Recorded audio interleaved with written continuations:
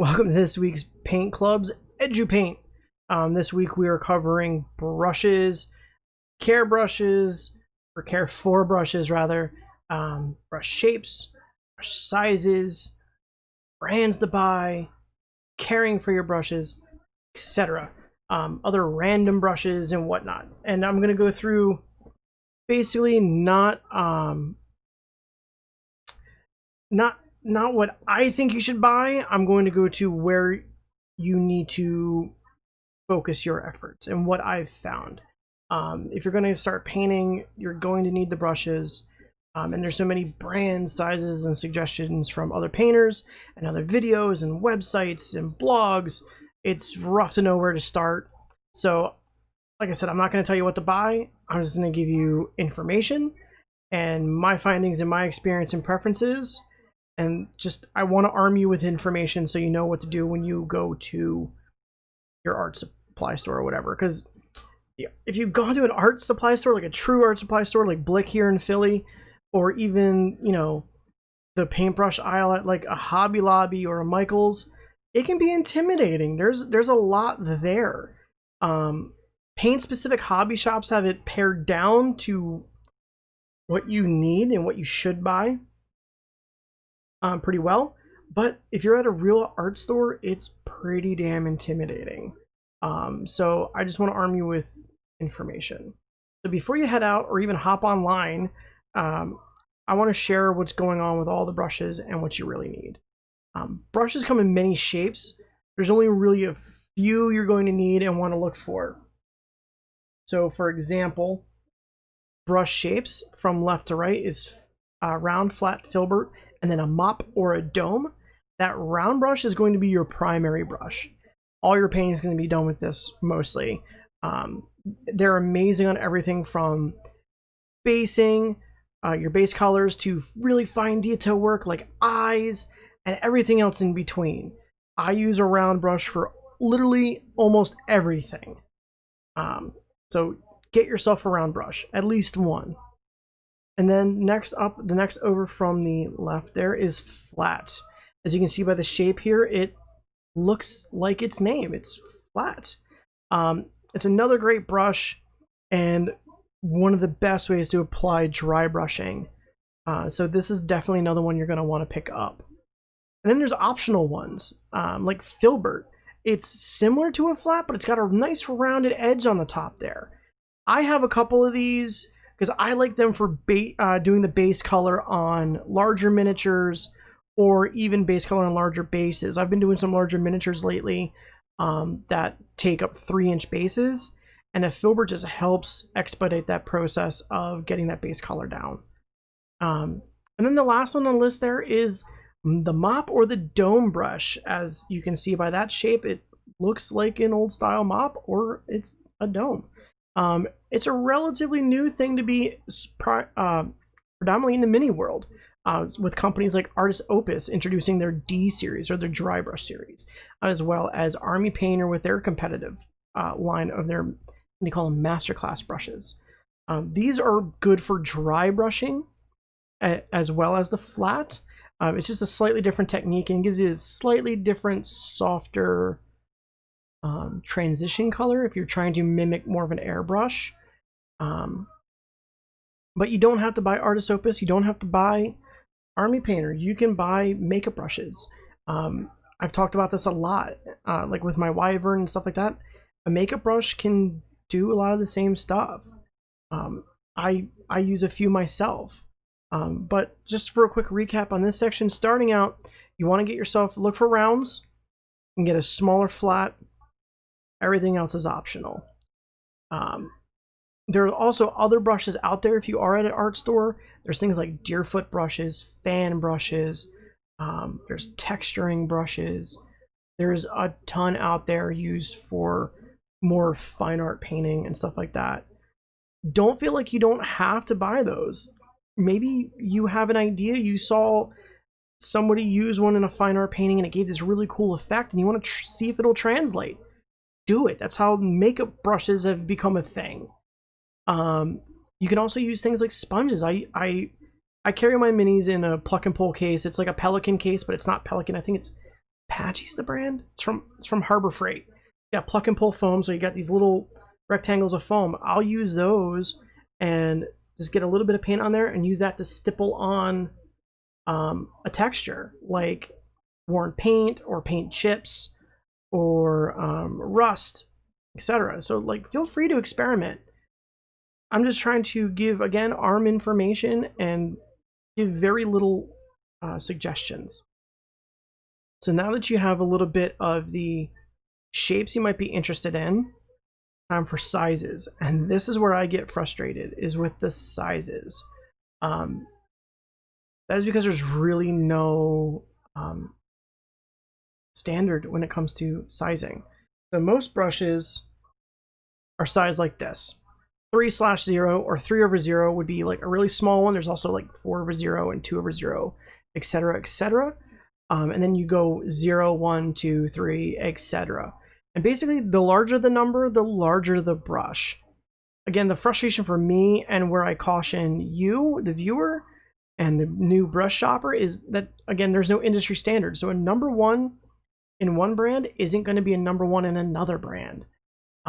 And then there's even other brands like Citadel and Army Painter that don't even use numbers.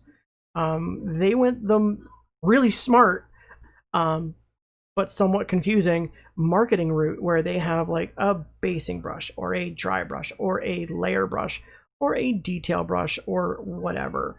But if you want to go something more higher end, like a Kolinsky Sable, you're going to need to know these numbers. And just so I can show you from the overhead here, these two brushes right here are both a number 1. Okay, both number 1s. One's from Raphael, one's from Trykel. And you can hopefully see here that the ends and the tips are different sizes. This is what I mean by there's no industry standard.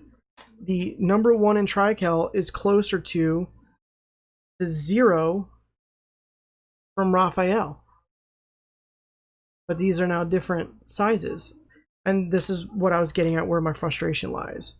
And then you can go real big, like this is a number 6 round. You can go real big. So yeah, so that's kind of what I got for sizes there.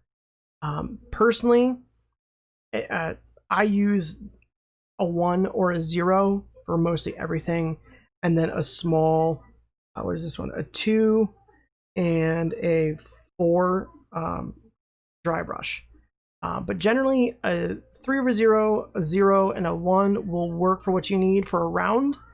But truthfully, it's up to you. It's preference. It's like finding that favorite pen. Like, I'm a weird guy, and I like Bic Click Sticks. They're like the most basic ballpoint pen, but I enjoy those. Some people hate them, and they like a really fancy, thicker bodied pen. It's up to you. The biggest thing that most can agree on, and I can definitely recommend, I know I said I want to do a lot of recommendations, just make sure that you get something that has a nice fine tip. If you're at the art store and it's already frayed to hell, don't buy it. Save yourself hassle. Just don't. But some people argue certain bristle and brush types can get you a better tip. Those are going to be the types of bristles when I say type. Not shape, not size, but type. So the bristles come in 2 things for mostly acrylic, and what you're going to find in the like hobby shop and acrylic paint area. It's going to be synthetic and Kolinsky Sable. Let's start with talking about Kolinsky Sable. These are the ones that a lot of professionals use. These are the ones that a lot of people prefer. They're a higher end brush. They're also generally more expensive than a synthetic. Synthetics are generally cheaper by nature because they're manufactured instead of harvested. So Kolinsky Sable actually comes from a specific type of mink found in Eastern Russia and Asia. The hairs actually come from their tails and are known for having a good spring and holding a point. The finest varieties and the longest and thickest hairs apparently come from the coldest climates like Siberia.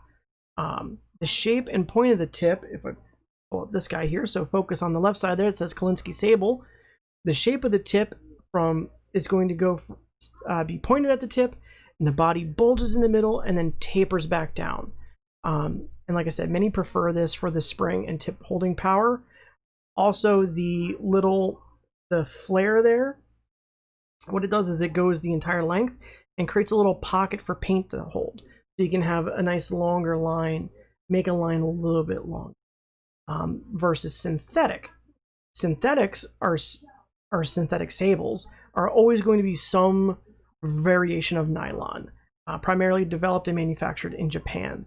If we go back to our bristle type, you look on the one on the right side, the shape of that filament is pointed at the tip and the body is straight and uniform. So what does this mean? It basically means that if you're going to use a synthetic, you got to go back to your palette a little bit more often. And then some argue that synthetics can't hold a tip as well.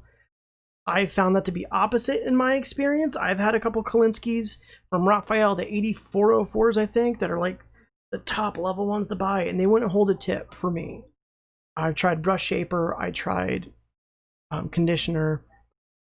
Some people stated it was because I didn't use saliva, I didn't lick the brush. It's not what I'm about. So I use mostly synthetic. So everything I've been showing you up to this point, everything you see me paint and use up to this point has been a synthetic. Am I wrong for using synthetic? No. Are you, the viewer, wrong for using Kolinsky Sable, like a real thing? No. It's preference. But once you get your brush, you want to take care of it. You want to take care of your tools. If anybody here is a mechanic, knows a mechanic, or is has like power tools, or even your car, you want to take care of it so it lasts, right? So cleaning the brush in between colors and between uses is paramount. During a paint job, you can use anything really for a water pot. You can use a mug, a cup, a glass. You can go buy a specific water pot made for painting. Just whatever you want, you just want water. I personally also use a thing called a paint puck.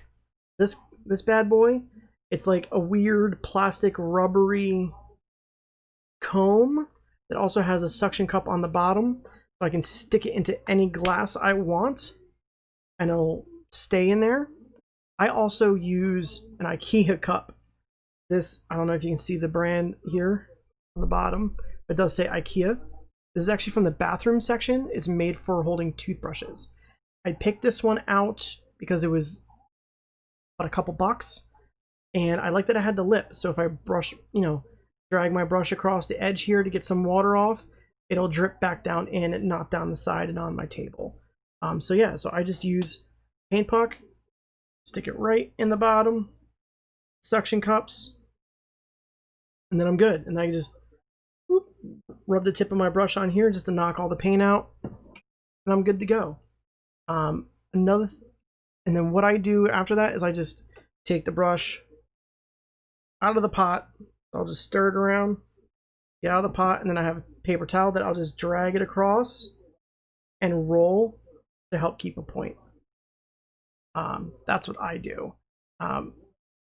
However you do it is fine. Just please don't leave it in the pot with the point sticking down. That is no good for your brush. Don't store it like that.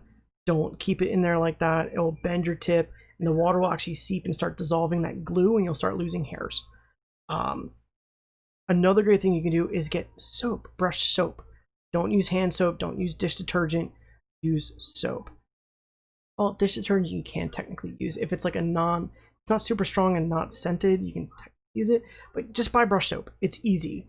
You can find these at most hobby and craft stores. Even some brush suppliers like Trykel sells brush soap. I use the Masters brush cleaner. It's literally a little container of soap. Just wet your brush, run it in there, and then I just do a little like massage type deal and then rinse it out. Give it a couple goes and you're good. There's also things like Reshaper, brush restoration, brush shaper. Let your brush sit, just the tips sit in there a little bit. It'll help get stubborn paint out if you're not methodical with cleaning. It'll also help reshape the tip if you if your tip isn't holding anymore. But if it's also not holding anymore, it might be the end of that brush's life. But don't throw out the brush. You can still use it for other things. Another good tip that I use, if you might notice on some of my brushes that I have a little bit of soap. Let me flip to the overhead. There's still like white in there. It looks like there's paint. It's actually soap. So what I do is when I'm done, I go to dry it, I just roll it and pull a little bit of soap onto the brush with a roll and pull, and it helps keep a point when the soap dries out. So yeah, just do that, and then store them flat.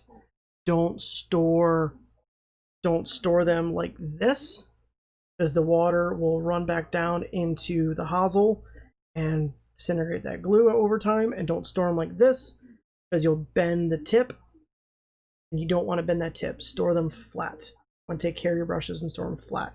I use a little drawer divider cup in a tool chest. You can use them. You can buy one of those racks that has those little tiered things. Just store them dry, or store them flat rather. Well, while they dry, store them flat. So yeah, I mean, that's one of the biggest things you can do to take care of your tools. Let's move on to brush brands. So now that you have a good idea of sizes, shapes, and care, that Brushscape is still full of brands. It still might be a little intimidating. Don't worry about it. Just don't. It's all preference. It's like Coke or Pepsi. I prefer Pepsi because it's a little sweeter, and I like a little bit of sweetness. Some people like Coca-Cola. It's fine. It's all cola. They're all brushes. Like, unless you're going to be super picky, it's preference, but that's to you. What I like and what you like might be two different brushes. You know, a lot of people like Kolinsky. I don't. You know, and that's not a bad thing. It's not anything. It's not bad. It's not good. It just is. So let's talk about some of these brands that you can get. Trykel is a great brand. This one was actually suggested to me by a friend and professional painter. He buys Trykel. They offer Kolinsky, but they also offer synthetics. I have their Golden Talcum line. I love these brushes. You can literally buy 3 of these brushes, pay shipping, run you $20, and they ship out of California. They'll be here, at least to me, within a week. They're great. And you know, to this gentleman's point, if and when you destroy the brush life wears out, you can throw it away. It's not that big of a deal. It's $5, if that. Most of their brushes, I think, are $4. Yeah, that's one great brand. I'm pretty sure they're only in select stores and online, but they're great. Raphael is another one. You'll hear a lot of people talk about the Raphael 8404 Kolinsky Sable. They're great brushes if you like the Kolinskys. I use them. What is this? This is the Caffarelli. I don't know. Nope. Kaerell, Kaerell line. It's their synthetic line. I've thoroughly enjoyed those. I found those at Blick in store. The one downtown in Philly last time I was there, don't hold me to this, but last time I was there, they didn't have the 8404 Kolinskys, but I saw those and I was like, you know what? Well, let me give these a try. And honestly, I love them. They're still kind of my go-to, sometimes over the Trykel, but I like Trykels too. Again, it's preference. Another place you can go to, especially if you're starting out, Michaels. All of my dry brushes, all my dry brushes and the filbert that I use are all from Michaels. Now, it's the top shelf Michaels, and please get the Michaels stuff that says for acrylic, and I get the line that is the Artist Loft Vienna line. They're black handled and have the little green stripe. It's like the top shelf Michaels. I enjoy these a lot. I have a number 4 flat from them. I have a number 2 flat from them. I have a number 4 filbert for them. I also have a couple little rounds from them. I didn't like the rounds as much, but if you're starting out, you're starting out. It doesn't matter. Just get something to get you going. You know what I mean? You got to get painting somehow. But if you don't want to go that route, you can go other great companies like Winsor Newton. They make great brushes as well. A lot of people use these. I know a couple of people that use their Kolinsky line and love them just as much as everybody else. Army Painter, we talked about them before. If your hobby shop sells Army Painter paint or the Army Painter terrain stuff, chances are they also got the brushes. You can also order them online. Like I pre-ordered the new Masterclass dry brushing set. And I also ordered a couple of other brushes from them. I don't know what sizes they are. They all have goofy names like Crusader and stuff. I don't remember what I got. But a couple of people said, hey, these are great. I'll give them a go. Citadel Color. I mean, a lot of people love Games Workshop paints. And almost every hobby shop that has minis is going to have Game Workshop paints. And they're going to have the Game Workshop brushes. And again, like Army Painter, they're not in sizes. They label theirs as layer brush, detail brush, dry brush, etc., etc. Doesn't mean they're wrong. It's just they're there. And I think both of those also offer a Kolinsky or a higher end Sable natural brush as well as synthetic. But I'm fairly certain, somebody correct me if I'm wrong, all the majority of Citadel stuff is synthetics. And then there's other companies like we talk about Artist Opus with their D series. They also have an M and S series, I believe. And they're essentially just sizes of round brushes that are really, really good. Some people really like them. But there's plenty of choices to go get. AK makes brushes. Princeton makes brushes. Hobby Lobby has a bunch of different lines of brushes. Just get something and try them. I mean, I have a drawer full of brushes because I was experimenting with sizes and brands, trying to find my preference. So like I said, don't take what I use as gospel. Try it for yourself. My advice to people starting is get something decent and cheap. Cheap because you might accidentally destroy it, and that's okay. You're learning. But I would rather somebody destroy a, beater car. If you're first getting your license, get a beater car and destroy it. Who cares? It was a beater. Rather than here's a brand new Ferrari and then you get that dent in a Ferrari. You know what I mean? Like the top shelf Michaels brushes, the Vienna line. They're good. They're not great, but they're good and they're inexpensive. But most synthetics aren't that expensive. I think the most expensive synthetic I have is the Raphael stuff. I think they were like $10 a piece, which isn't bad comparatively speaking to the Kolinskys that run 20 and up. And like I said, personally, I haven't been fond of Kolinskys. I use all synthetics. Some people are like, it's the tool that makes a better job. And true, but it's also what's comfortable for you. I don't know if anybody's cooking fans, but Anthony Bourdain, the late great chef, when asked about knives, he said, I quote, "I wish sometimes I could go through the kitchens of amateur cooks everywhere, just throwing knives out from their drawers. Please believe me, here's all you'll ever need in the knife department. One good chef's knife as large and as comfortable or for your hand rather, as is comfortable for your hand." And that's true, and that's my point. It's, get something that is comfortable for you, because you'll do a better job if the brush is comfortable for you. If you're intimidated by the expensive Kolinsky, you're not going to do a good job. Like when I started, like I said, I bought a bunch, and it rings true for tools, knives, brushes, anything. Whatever you're comfortable with, you're going to do a better job with. It's like going out on like a date. You're going to wear clothes you're comfortable in. You're not going to wear something brand new that doesn't quite fit right. You want to be comfortable in what you're wearing. You want to be comfortable in with your tools. And, like I said, there's no wrong and right for Kolinsky versus synthetic. There are award-winning and professional painters out there, some I know personally, that use synthetic. But then there's also award winners and pros that use Kolinsky. It's all about your comfort. So, I mean, that's all I got for the little lecture session here. I'm just going to run through some stuff that I have, along with some cheat stuff that I use occasionally here. So, back to the overhead here. These are the makeup brushes I was talking about. I found all of these at Target. They all ran between like $4 and $6. This is an e.l.f. buffing foundation brush. Nice big round mop-ish, dome-ish brush.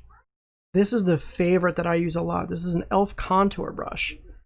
Smaller, it's nice, it's lovely. I like it a lot. And then these are Sonia Kashuk brand. Just slightly smaller than the other ones with a slightly different shape. I wanted to try them. They're like $5. Here are my Filberts. I don't know how these got mixed up. One is a number 6 Trykel, and the other is a number 4 Vienna that I use on literally every mini I paint with. And then I have a few different sizes of dry brushes here. I bought this big one. This one, for whatever reason, they started doing 1/2 inches. Because, again, there's no standard in sizing. This is why I get irritated. But I bought this bad boy for doing terrain texture. Just get me done quicker. But for miniatures, I primarily use these guys. A number 2 Artist Loft and a number 4 Artist Loft. And then I found this one. This is a 1/4 inch flat Master's Touch. I think this one was Hobby Lobby. But, you know, this number 2 is the one I primarily use a lot. I don't know if you can see how the end is frayed there, but it's not really holding up flat anymore because I use it so damn much. I bought this to use for washes. I never use it. I didn't like it, but I wanted to show it to you guys. This is what I use. All my other brushes for miniatures, I'm going to use one of these guys. These are all my little round brushes from Trykel, from their 300, and then 1, and then my Raphaels. Generally, I'll paint with one of these two. I do almost everything with these guys. The 0 Raphael or the number 1 Trykel, the Golden Talcon line from Trykel.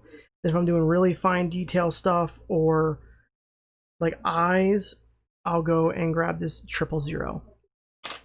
But then, like I said too, you can try other things. These are little Deerfoot ones.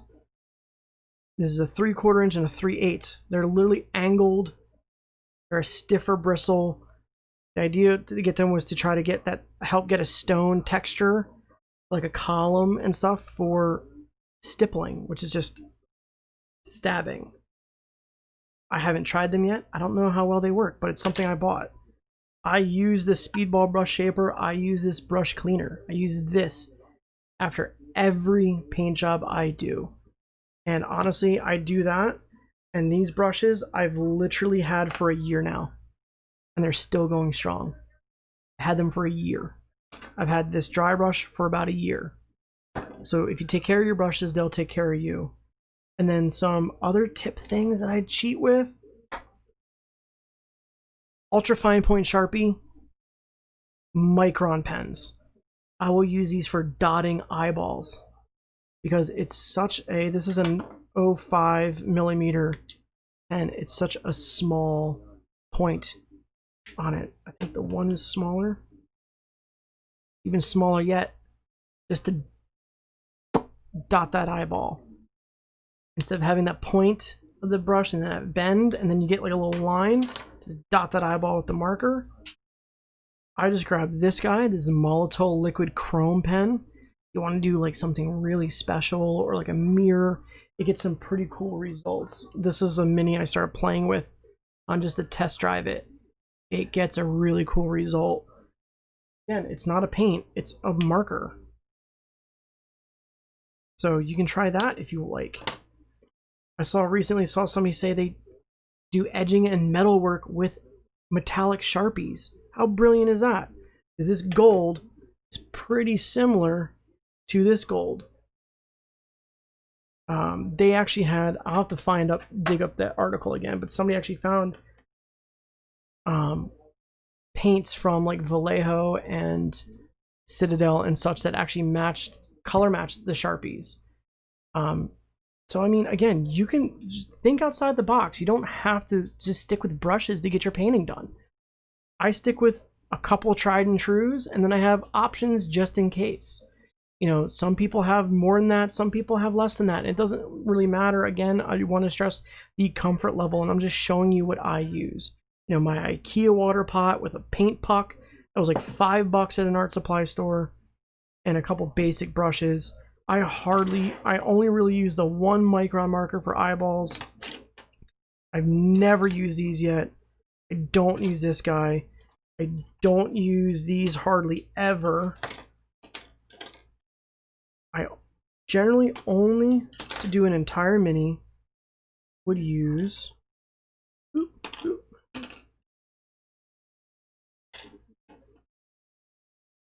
I've done entire minis with these, and even then that's optional. I've done entire minis with these. If you watch my cannons on Monday that I painted, I use only these 3 brushes and this brush. All I used. But you don't have to even go that much. You can do everything with a singular brush. So that's kind of everything I got for today. Please, if you haven't already, subscribe to the Twitch channel here. That way you can get alerted for when I go live for things. If you have any questions or you want stickers, I got stickers in. If you want a couple of these in a Rep Paint Club, I'd appreciate it. Just shoot me a DM on MageBrush and I will send you some of those. I also have MageBrush logo ones coming if you want those too. And then if you want to go back and revisit what we talked about, they're always going to live on YouTube as well as the Twitch on VOD. But I post them up on YouTube within a day or so after I edit them a little bit. I try to leave them pretty pure and unadulterated. So yeah, so just go to Paint Club on YouTube, follow that, and then also let me know if you want to go to the Discord. And then real quick, just because I know tonight's weird with the power outage and stuff, shout out real quick to Barthel's Marvels. They're really great. They do 3D printing from guys like let me pull it up. Lord of the Print and Paint Miniatures, Yasashi Kyojin, and many, many more, as well as like Hero Forge prints. He helped me out a bunch with some Hero Forge stuff as well. He can help you out too. Family operated and owned. They're great people from the great state of Oregon. So go check them out, please. And you know, if anybody has any questions after the fact, please let me know. Sorry, I'm like trying to control my screen here with my phone, doing things. But yeah, so if you're watching on YouTube, have a great night, and tune in Monday for the Paint and Hang, where you can ask me anything at that point. It's not a formal class. Otherwise, I'll see you in 2 weeks for the next EduPaint. I think we're finally going to start diving into that Chain Rasp Horde. Start basing that, and we'll do basing and a wash. Unless somebody wants me to do something different, more of a lecture to help them get started, then I will. For me, this is about more community than anything else. So, like I said, if somebody wants something different, we'll do something different. Otherwise, I'll see you Monday and 2 weeks for EduPaint. And if you're on YouTube, I will talk to you later.